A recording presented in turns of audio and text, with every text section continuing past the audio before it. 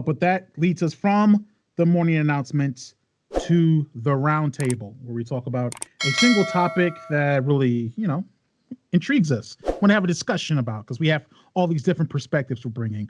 And last level, we did worst game mechanics. And this episode, we want to turn that negativity into a positivity. So we're talking about the best game mechanics, the game mechanics that when we see them and we experience them in the game, we're like, it just feels good. It just feels really, really good. So best game mechanics. Who wants to start this roundtable discussion? I think I would like to start it because I think I'm going to steal one of yours. I don't want to get caught with one of mine already being gone. Okay. So let me first start off by saying there's a million fun game mechanics. We all love video games, and we play them because they make fun mechanics that we enjoy. So last level, David, I thought was going to rip apart one of my favorite game mechanics, which is base building. Jeremy, is that one of yours? It wasn't one of mine, but I'm glad okay. Please base proceed. Base building. Now, a lot of times you'll see this in a lot of survival type games. You build a settlement up, you build stores, you build shelter areas to grow food, grow crops, cook. And I just love it, man. I love it as a side dish to like a main game. Like when I'm playing my story games and then I can go back to a central hub that can grow as I play the game, and as I get more materials, it can get bigger and better. I just love doing that in games. Now, like I said, a lot of survival games do it. One of the ones I enjoyed back in the day was from Assassin's Creed Black Flag. You had that little Tortuga Island, and you came back, and every time you would come back, you would build it up. I also liked it. I didn't play this a lot, but Metal Gear Solid 5 had a really decent one where you're recruiting soldiers and bringing back materials. I don't know. I like seeing that growth from your homeland, pretty much. I know, Jeremy, you play more games that are strictly base building, so you got a little bit to say on this. Yeah, well, mostly from like a strategy game perspective, right? Where you're building a military compound in order to build up troops, invade or assault, and different stuff like that. Yeah, when you're talking about game mechanics as far as building up bases in survival games, that's something else that I really enjoy. It's made me tolerate playing even arguably not good or terrible games. I've put a godless amount of hours into Fallout 4 because you can base build. I've put godless amount of hours into Ark Survival Evolved, which is still janky 7 years after it came out because of the base building aspects. One of the games I have interest in, Rust, same thing, base building aspect. Right. Yeah, I really enjoy that game mechanic. And yeah, shout out to Fallout 4. That had a great one. Yes. And it made the loot valuable, which a lot of Elder Scrolls games don't do. Bethesda games. They made the loot valuable. So very good mechanic, in my opinion. Yes. Who wants to go next? Am I up? Go ahead. Okay. This one, don't know how people might react. This is going to be nerdy, though. So one of my favorite game mechanics is dynamic in-game currencies or economies. And let me explain it, right? One of my favorite things to do, or one game that actually wasn't that good, but I've played numerous times, is Fable 2. And one of the things you can do in Fable 2 is buy houses and buy stores and shops, and you can create items and you can have the shop make money for you. You get that money back and you can invest it and buy things and do however you want. And what's available as far as money constantly changes, right? The other game that I mentioned before that was for no good reason, The Guild 2. Part of the reason that I really enjoy that game is the economy. If I build a blacksmith place and I build a bunch of swords and I sell a bunch of swords, guess what? The price of swords go down. I get less money per sword. So I have to constantly think about how the money in the economy of the place is going to react and what I do. And I think it helps. It's a game mechanic that gives you I guess mathematical or some kind of tangible receipt of your impact in the game world. Because maybe a lot of times you feel like you're just filling out a story. You're not really, really impacting the game world. The game world is kind of just it's constrained just to your character, and you feel like you're just maybe filling in some of the empty spaces of a book that's already been written. But with that, it allows you to really feel like you're impacting the world in a way that not only affects you, but everyone else in that world, whether you ever meet them in that game world or not. Right. So I think dynamic currency in games like that, like Guild 2, something like if it's like a Fable, Oblivion, like the Elder Scrolls games. Love being a wizard, concocting, doing some alchemy, making a potion, selling the potion, getting money, being able to do different stuff like that. It's always cool. That's always a cool thing that I really enjoy. So that's it for my first best game mechanic. Love it. I don't think I've played too many games with it, but I just love the concept of having that like stock market type thing. You know, very cool. All right, I guess I'll go. One of mine would have to be personality. And to simplify that, like Apex, for example, I've been playing that a lot lately. When you pick a character, they have certain, moves, abilities that they can do, and they're all separate from each other. They all, if you pick Lifeline over Bloodhound, you can be able to do different things. You have to play differently and stuff like that. But like PUBG, Warzone, you're the same person when you drop in. It doesn't matter. You have to pick up your guns and fight. It's gonna be the same thing kind of over and over. And like Overwatch, I play that a lot. Each hero is different. They each all have their own different kit. The way you play each one is different, stuff like that. It really makes the game have a lot of different outcomes, stuff like that. So, and like even Dead by Daylight, all the killers, they all have different kits as well. So you have to play them differently and things like that. So that is what really hooks me into gaming, is being able to have to make a choice on who I'm bringing to the table for my match, or whatever it is the game entails. Oh, good one, man. I think that's why a lot of those games succeed too, because Overwatch is an example. Or for Call of Duty, you play one character, you don't have room to grow. Overwatch, you can play 20, 28 characters now, 27. 32 right now. 32. That's 32 different play styles to learn in the same game, which is great. I got kind of a quick one, very basic and kind of known to everything. I like that you can level up in games. It hasn't always been a thing. For a long time, it was just strictly in RPGs where you gain experience points and you get to allocate those points into strength, magic, something like that. But a lot more recently, a ton of games have made level up systems. So a lot of these games are in, like, say, God of War 2018. That's not an RPG, but you do gain experience and you level up and you can allocate to what you want to increase. And I like the options that you get with all these different types of games now. And I think it's very underrated. Like I said, so many games have level up systems now. It's kind of like, you don't even think about it. But I just love it when you have that big bar that you can pick and choose where you want to go. Short, sweet, one of my favorite ones. I have, I'll go with one which I enjoy, which is more so specific to RPGs, I think, open world stuff, but especially RPGs. And that is, I really like permadeath in NPCs.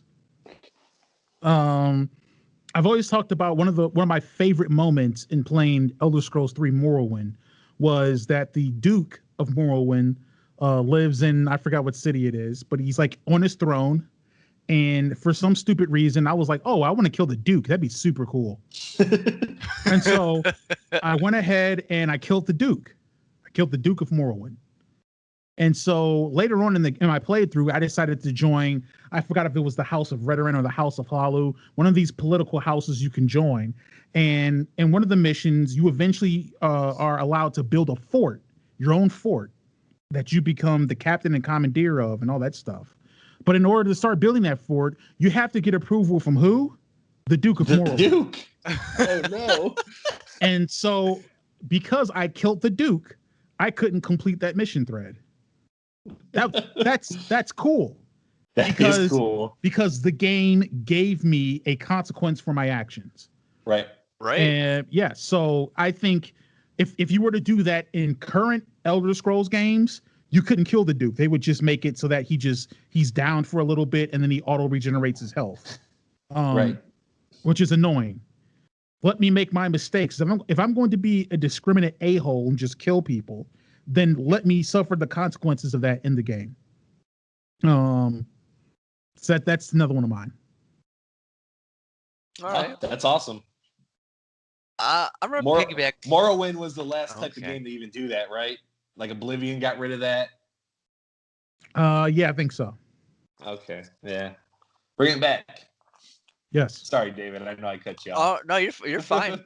I'm gonna piggyback off of you actually, Cory, with leveling, but it's gonna be there's different terms for it in different games. I'm gonna just go with prestiging because Call of Duty is the most famous one with it. Okay. But like that really pushes me to like get the levels up in prestiging. Like Call of Duty 4, I was 10th prestige. Modern Warfare 2, 10th prestige. Black Ops, I was 15th. Like Titanfall, I was 10th. Like I love leveling and just like showing I've put the time into it. Like Black Ops 1, I prestiged before it was out for 24 hours. Like I was grinding.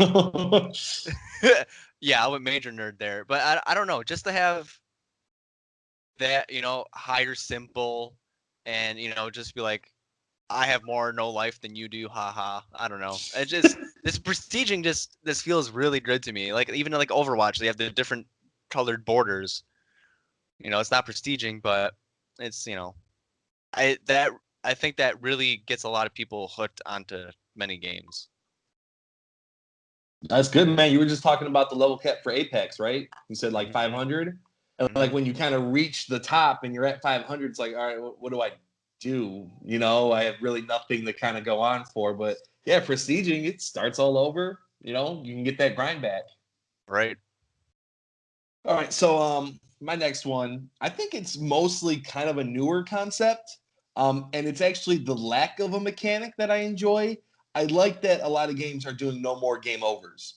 So I don't know if you guys have both kind of noticed that in a lot of games recently, but for example, like Crash 4, which I've just been playing, you don't get game overs in that. The original 3 crashes, you would have like 4 lives per level. You gain lives, and once you die, you start at the back of the level, lose your checkpoints and stuff. But no, Crash 4 doesn't do that. It just counts up how many deaths you have. So you can continue playing the level, and it's always very quick and snappy when you die. They bring you right back to the checkpoint, and you don't have that game over, because really, what is a game over? It's a punishment, but it's just a time waster. It's keeping you from enjoying the game, which right. you don't want to do. You don't want to punish a player like that. Right. So to get rid of the game over is awesome in my opinion. Crash 4 does it. Celeste is the same way. It just counts your deaths up. Mario Odyssey was like that. You lose like 10 coins when you die, but the Mario games are famous. Well, not famous for it, but Mario 1, you have 3 lives to go through the entire game. Mario Odyssey got rid of that. Enjoy your game. We're not going to set you back because you failed.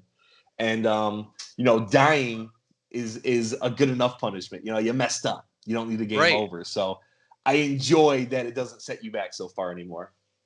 Yeah, like I played The Last of Us on the grounded mode. I died over 200 times before I beat the game. I don't think I even would have even tried if it was game over and had to start. Oh, right. Like, hey, you have 5 Ellie lives. Get that. No, yeah. No, thank you. I didn't really think about that. That's a good one. Oh, thank you. Thank you. It is. The one that I have that I really like is a game mechanic is weapon customization, the ability to tear down and build up weapons. The game that really comes to mind, there's 2 games really that come to mind specifically for me in regards to this. One of them being The Division, how you could strip everything from a weapon and rebuild it with the exact buffs or improvements that you wanted a weapon to have, even looks and everything like that, the way it sounds, the way it feels, from the vibration or from the haptic recoil from a controller, is great. The other game that I think kind of really took it and makes it part of the culture around the game is Borderlands, right? Borderlands has, what is it, millions, if not billions of gun combinations they claim, being able to customize the tool you use of which to impact the world, whether it's going around and just shooting aliens or rioters or whatever the other gangs in Division are called. Um, it's just another cool, interesting thing. It's something else that makes you feel you have ownership in a game, and you're not just a cookie cutter protagonist with a cookie cutter pistol, a cookie cutter machine gun, or something like that. It allows you to cater it to the way you play, and also make it feel like this is, you know, this is my, I forgot what the thing is from the movie. This is my rifle or my gun. There are many like it, but this one is mine, right? Like, I think that's something that's a really cool mechanic that's been incorporated in games like that. I agree. Like, I know it's not the same, but like Apex, you could find different attachments and stuff like that to help with the gun. Mm-hmm. And it definitely helps. You were It talking definitely about a looks game better. when I mentioned base building. Fallout 4 does the same thing. Mm-hmm. Awesome part of the game, breaking them down, adding different like customization to it. Just awesome. Yep. I guess my last one would be simplicity. Maybe it might not be the right word, but like, if you guys and audience, everyone's probably noticed the games I play are just like map games. I don't like the open world. I don't like leveling up. Like, oh, if I get this item and I can trade for this, whatever. Like, I like being put on a map. I like having to know what I have to do, and that's it. Like, there's already so many things to think about and how to do this, how to do that, where to go. Call outs with teammates. I don't want to think about what armor and what shops and what cities, and it's too much for me. So to just have nice, simple kind of games, I like it. So he just disregarded all of our lists, Jeremy. Yes, pretty much. Like, hey, I'm gonna let you guys finish, but I hate everything you like. Well, I don't hate it. That's exactly it's too much. what he just said. The best game design, the best game mechanic design is all the things you like not being there. Okay. Yes. Get rid of all this stuff. Right. All right, man. Cool. Jeremy, you have any more?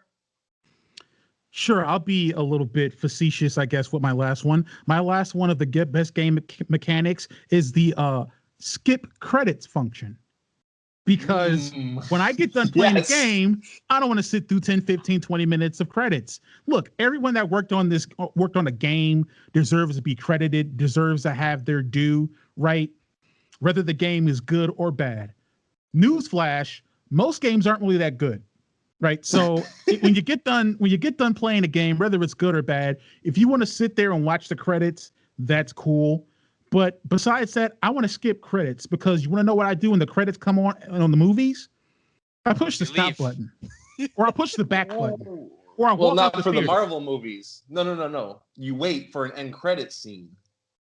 Yeah, but even during the Marvel movies, you sit there, you pull your phone out, you converse with your friends until it pops up.